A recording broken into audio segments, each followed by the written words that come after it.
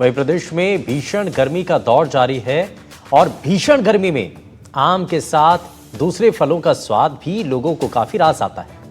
लेकिन गर्मी के सीजन के फलों को पकाने के लिए कहीं आपकी सेहत के साथ खिलवाड़ तो नहीं हो रहा है, इसका भी ध्यान रखना बहुत ज्यादा जरूरी है, नहीं तो आप बीमार भी हो सकते हैं। फलों को कम समय में पकाने के लिए हानिकारक केमिकल का इस्तेमाल हो रहा है, जो सेहत के लिए बहुत ज्यादा नुकसानदायक है।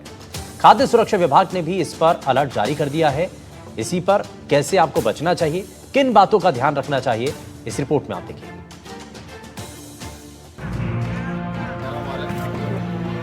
कोटा सहित प्रदेश के सभी क्षेत्रों में इन दिनों उत्तर प्रदेश, महाराष्ट्र, आंध्र प्रदेश और गुजरात सहित बाकी प्रदेशों से भी आम की आवक हो रही है। आपके घर पर आने से पहले ये आम पकाकर बाजारों में भेजा जाता है। एनडीटीवी की टीम ने मंडी में पहुंचकर जब आम पकाने की प्रक्रिया के प्रोसेस के बारे में पूछा, तो व्यापारियों का कहना था कि पका हुआ आम कभी पेड़ से नहीं आता। इसको पकाने के लिए अलग अलग तरह की प्रक्रियाएं अपनाई जाती हैं।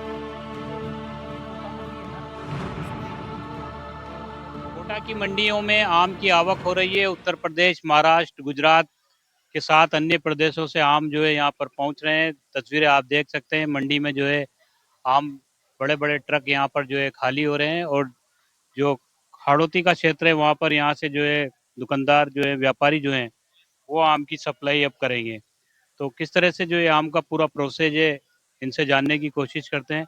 जी, ये कहाँ से आए हैं आम? ये आम भैया आते हैं यूपी से। यूपी के आसपास के जो क्षेत्र होते हैं, उत्तराखंड, यूपी वगैरह से ये आम आते हैं। आने के बाद ये हम यहाँ से सेल करते हैं। सेल करने के बाद जो ग्राहक इन माल लेके जाता है वो पकाने के बाद इनको ठेलों पर सेल करता है, दुकानों पे सेल करता है। हम लोग इनको आड़त पर बेचते हैं।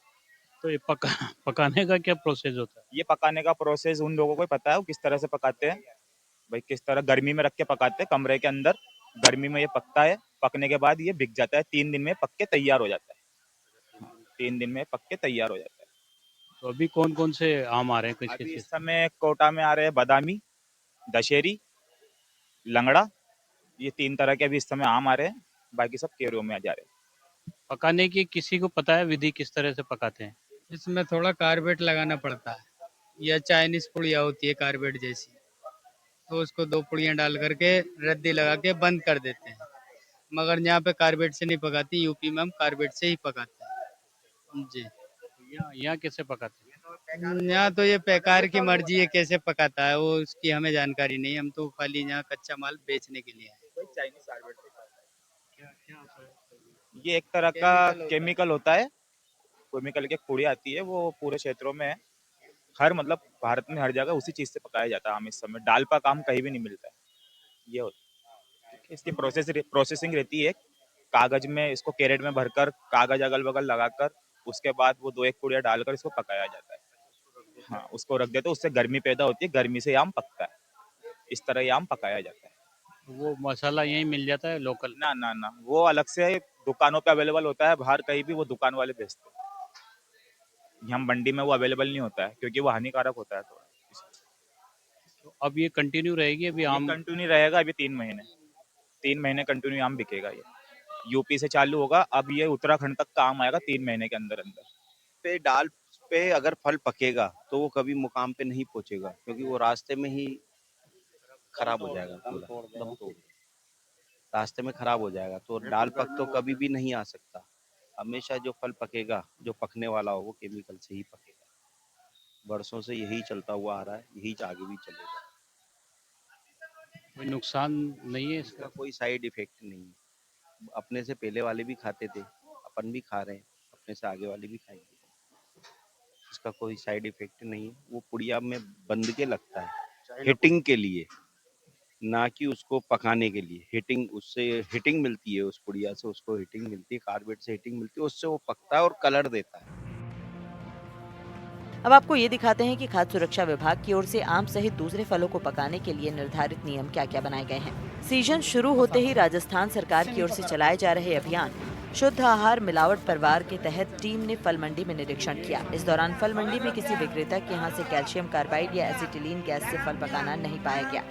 इथोलेन के एथिलीन गैस से फल पकाए जाते हैं, जो FSSAI से मान्यता प्राप्त हैं। साथ ही रिटेलर और जूस निर्माताओं के यहाँ भी फलों की जांच करते हुए आम, पपीता, चीकू, तरबूज, अनार, केला, सेब और मौसम्मी के 26 नमूने जांच के लिए प्रयोगशाला कोटा भेजे गए।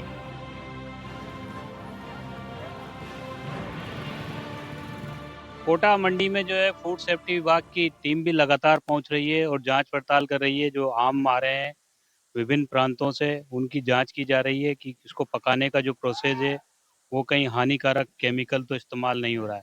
सर, ये कौन सा केमिकल वो है? ये एथिलीन गैस राइपनर का पाउच है और ये अलाउ है। कैल्शियम कार्बाइड अलाउ नहीं है। तो वो अभी तक हमने लगातार 3-4 दिन से जांच कर रहे हैं और हमको किसी भी स्थान पर कैल्शियम कार्बाइड, जिसको अपन मसाला कहते हैं, वो पुड़ियाओं में होता है, वो हानिकारक है। वो भी अभी तक हमको कोटा में किसी जगह नहीं मिला है। और दूसरा क्या है, कोटा में हम लगातार पिछले 1 वर्ष से इस प्रकार की कार्रवाइयां जारी है हमारी, समझाइश का भी है। तो वो लगभग अभी तक तो हमको कहीं मिला नहीं है और मिलेगा तो हम कार्रवाई करेंगे कठोर उसमें। क्या कार्रवाई होती है उसमें? एक्चुअल में अनसेफ पाया जाता है, हम उसको सीज करेंगे, पूरे माल को नष्ट करवाएंगे, जिससे वो जनता तक कैल्शियम कार्बाइड का नहीं पहुंच सके, और मीडिया के माध्यम से उसको प्रचारित भी करेंगे अगर कोई ऐसा मिलता है तो। हम चाइनीज मसाला की भी बात कर रहे हैं कि चाइनीज मसाला चाइनीज मसाला वही जो आप बता रहे हैं ना, कैल्शियम कार्बाइड, वही चीज है ये एथिलीन राइपनर है, ये अलाउ कर रखा है ऐसे। और क्योंकि एक्चुअल में क्या है, एथिलीन राइपनर अपने आप में मोटिवेट करता है इसको एथिलीन गैस निकालने के लिए, तो नेचुरल पकता है। और वो जो कैल्शियम कार्बाइड है वो हानिकारक है, हार्मफुल है, वो उसको रोक लगा रखी, प्रतिबंधित है वो। तो वो हमें मंडी में नजर आया, हमने भी देखा उसको। नहीं, हमको नजर नहीं आया वो। अगर आपको कहीं नजर आया तो हमको बताओ, हम कार्रवाई करते हैं, चलते हैं आपके साथ। हमको नजर नहीं आया वो कैल्शियम कार्बाइड जो है। कितना हानिकारक है वो?